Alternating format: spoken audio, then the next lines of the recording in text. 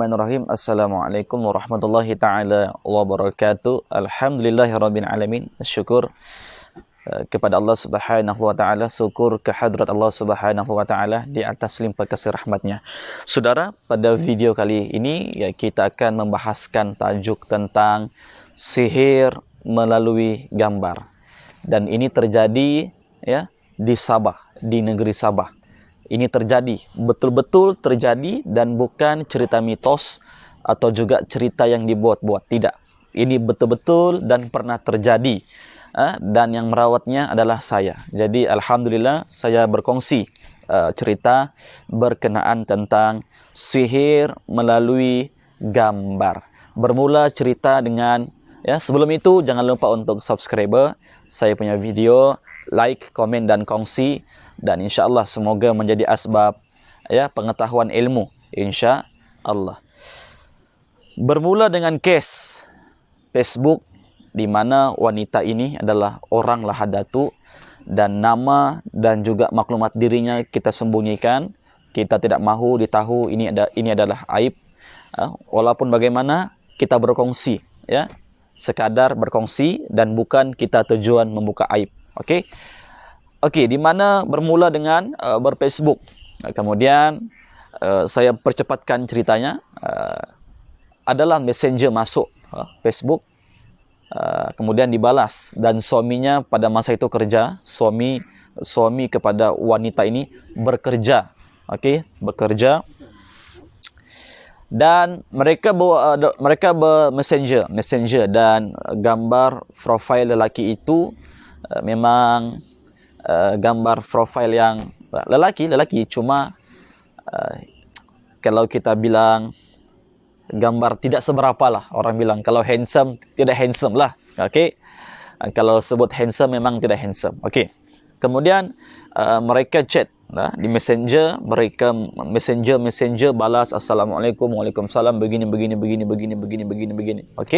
Dan lelaki ini berasal daripada negara jiran, yaitu Indonesia. Jadi tujuan ni saya mau menyampaikanlah saja. Kita berkongsi, bukan tujuan kita mau memburuk-burukkan, demi Allah tidak, wallahi tidak. Cuma kita mau berkongsi tentang ilmu, tentang bahayanya sihir. Chat messenger, hari pertama berkenal, hari kedua messenger, hari ketiga sudah minta nombor WhatsApp. Mula-mula ketika di messenger, lelaki ini minta nama penuh wanita ini dan juga berbinti kepada ibu. Lelaki yang chat di messenger perempuan ini meminta nama penuh dan berbintikan ibu. Alasan tidak supaya berkenal-kenalan saja, tidak apa juga. Diberi oleh wanita ini. Wallahu alam, mungkin sudah kena pukau dan sebagainya, sebab di gambar Facebook itu gambar profil wanita tersebut menggunakan gambar asli. Gambar asli, bukan gambar yang tipu-tipu, tidak, gambar asli. Seketika itu wanita pun berikan, dia berikan nama penuhnya, berbintikan ibu. Kemudian diminta lagi nama-nama anak. Dibagi lagi, diminta lagi warna rumah. Warna apa rumah kamu? Rumah batu kah? Tinggal di mana dan sebagainya. Diminta semua maklumat tu, diminta semua. Nasib tidak diminta nomor IC. Tidak diminta nomor bank, nasib. Mungkin bukan skema, tapi niat mungkin, istilahnya bahasa kita orang Sabah, pugai. Lebih kepada pugai agar wanita ini jumpa dengan dia. Begitu. Jadi kawin free lah, begitu.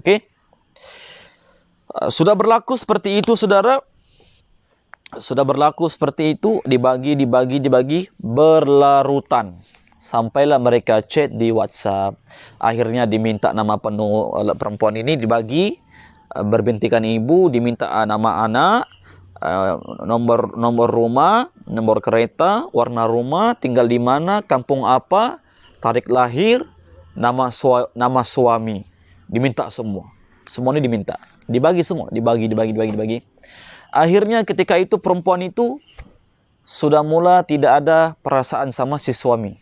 Dia rasa macam mulai mau marah, perasaan kasih sayangnya sudah mula luntur, perasaan yang tidak enak sudah mula timbul. Kalau suami datang dari kerja, datang tidak pulang, tidak masalah.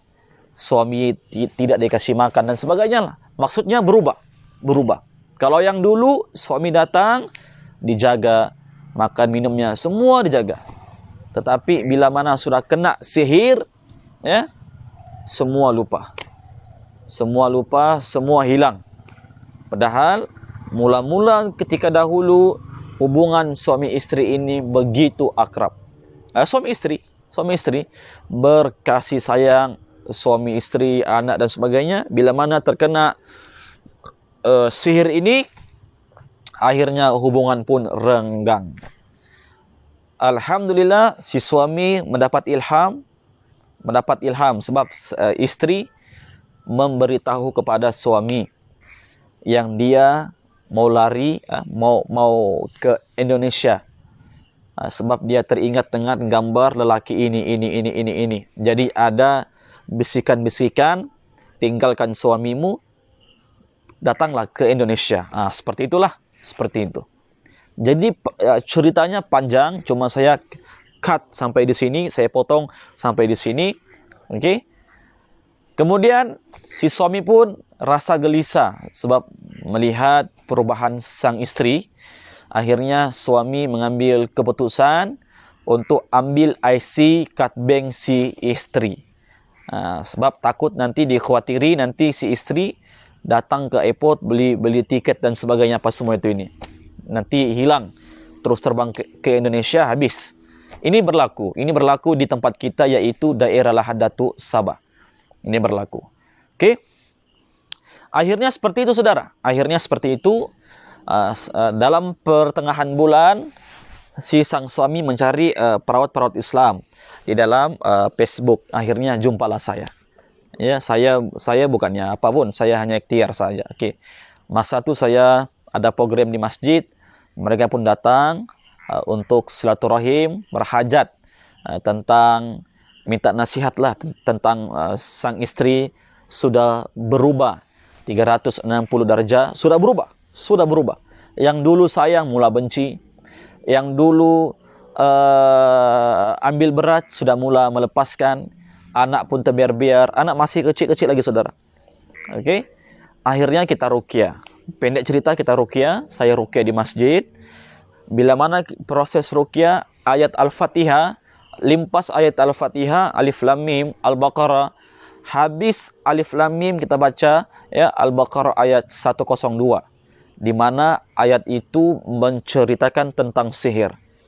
Wanita ya yang disihir menggunakan gambar ini langsung berteriak dan berlaku agresif. Dia memberi reaksi, menangis, meronta, teriak-teriak, dalam istilahnya kerasukan lah. Ya, kerasukan, dirasuk oleh jin. Kalau bahasa Indonesia kesurupan. Oke, akhirnya teriak. Pendek cerita, oke, kita rawat alhamdulillah 3 hari proses rawatan. Hari pertama habis rawatan dia terus sedar. Dia tanya dengan suaminya apa yang sedang berlaku. Rupanya daripada mula-mula lagi dia kena itu, sudah dia tidak sedar apa yang berlaku. Pantas saja dia mau pergi Indonesia, dia menyapu di rumah, mau ke negara jiran. Bila tidur tidak dapat tenang, mesti chat dulu lelaki yang di sana baru dapat tidur. Makan tidak memakan sama suami dan sebagainya. Berlakulah perubahan diri secara menyeluruh, bukan perubahan satu persatu, tidak, menyeluruh secara serentak. Jadi alhamdulillah kita rawat hari pertama sembuh atas izin Allah Ta'ala, insyaAllah biiznillah. Hari kedua sudah tidak berlaku lagi reaksi. Hari ketiga normal seperti biasa. Alhamdulillahirabbil alamin. Jadi ini sekilas perkongsian saya terhadap case yang berlaku tentang sihir melalui gambar. Itu terjadi. Bayangkan kalau sihir itu berada di negeri kita, di Sabah, ya, di Malaysia. Tentu saya berpikir mungkin beginilah situasi di mana istri lari. Mungkin mereka tidak sedar dengan apa yang berlaku dengan mereka.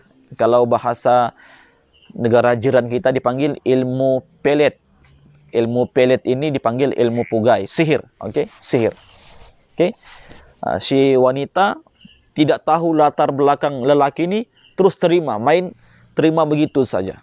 Akhirnya berlakulah ya perubahan yang begitu luar biasa, yang dimana dulu cinta mula benci, yang dulu sayang mula benci, yang dulu kasih mula benci, yang dulu bahagia tidak bahagia, yang dulu harmoni tidak harmoni. Ya, begitulah perlakuan sihir yang sentiasa ingin melihat porak-poranda rumah tangga seseorang. Jadi nasihat saya terhadap case ini agar kita lebih berhati-hati, waspada bila mana ketika kita mengupload atau mempost gambar kita di laman sosial. Boleh kita post gambar kita dengan syarat jangan terlalu terdedah nampak, sehingga kan menaikkan syahwat lelaki, dan bila mana terkena dengan lelaki yang ada ilmu, mungkin inilah yang berlaku.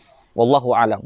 Ya, sentiasa berwaspada, sentiasa jangan terlampau menonjol di media sosial, dikhawatiri nanti akan ada orang yang dengki, idza hasad pertama, yang kedua nanti ada orang ambil kesempatan terhadap hubungan kita.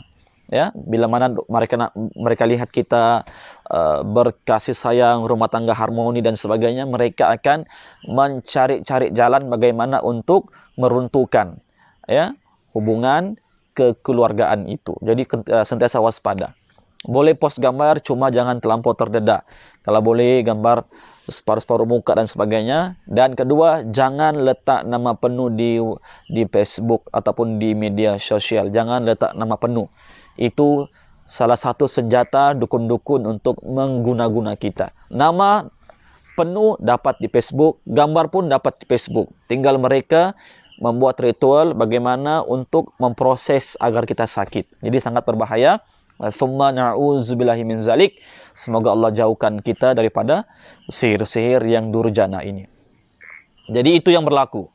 Dan alhamdulillah kita rawat, syukur sembuh, dan sehinggalah pada hari ini beliau sudah tidak main Facebook lagi, WhatsApp pun hanya suami istri. Bahkan sang suami hanya belikan dia telefon yang harga RM90 telepon tekan-tekan, yang tidak ada Facebooknya, tidak ada WhatsAppnya, ya, supaya senang berhubung. Sebab sudah trauma terkena sihir yang sungguh luar biasa. Bayangkan dia di negara sana, kita di Malaysia, di Sabah, dia boleh sihir. Itu jin terbang pergi sini. Allahu Akbar, luar biasa. Itu semuanya berlaku atas izin Allah. Ya, mereka tidak hebat. Ya, mungkin Allah uji dengan cara seperti itu dan Allah izinkan ia berlaku. Tentu semuanya berlaku atas izin dan kehendak Allah Subhanahu wa taala. Jadi insyaallah baiklah saudara, seingat saya sampai di sini sahaja perkongsian saya. Okey, jangan lupa untuk terus ya pagar diri, benteng diri dengan sentiasa ya mengambil air wudu, menjaga diri, membersihkan diri, mensucikan diri dengan sentiasa mengambil air wudu, dan lazimkan dan amalkan bacaan-bacaan, zikir-zikir pagi dan petang untuk memagari diri kita, dan hidupkan amalan-amalan sunnah di dalam rumah kita sehari-hari. Pagi baca bismillahilladzi la yadurru ma'asmihi syai'un fil ardi wala fis sama'i wa huwas samiul alim. Baca 3 kali, petang 3 kali. Niscaya ya, apapun bencana yang ada di bumi dan di langit, insya-Allah tidak akan dapat terkena dengan kita ya. Kalaupun kena, itu semua atas izin Allah Subhanahu wa taala, dan semuanya berlaku atas izin Allah. Kalau tidak ada atas izin Allah taala, semuanya tidak akan berlaku. Walaupun berpuluh ribu dukun yang mau serang kita, kalau Allah tidak izinkan, itu tidak akan berlaku. Ya, jadi sentiasa mohon kepada Allah perlindungan Ya, baca juga a'udzu bikalimatillahi tammati min syarri ma khalaq, al-maturat, manzil, dan bacaan-bacaan yang lainnya, zikir, la ilaha illallah, ya hayyu ya qayyum, baca terus pagar diri kita, ya, baca juga ayat-ayat pagar diri surah Yasin ayat 9, ya, dan Al-Furqan dan sebagainya. Ya, yang paling penting adalah Al-Kahfi, ya, dibaca. Moga-moga menjadi asbab, ya, pagar diri kita, dan insyaallah menjadi asbab terhindarnya diri kita daripada gangguan-gangguan jin beserta manusia yang dirasuk setan ini. Semoga Allah jauhkan insyaallah, ya. Semoga kita dilindungi daripada sihir-sihir durjana laknatullah alaik. InsyaAllah, moga-moga kita tetap dilindungi oleh Allah, dan semoga kita semua tetap dalam lindungan jagaan Allah, insya-Allah. Jadi itu sahaja perkongsian saya. Kalau ada terkasar bahasa, terlanjur kata, saya mohon maaf dan ampun.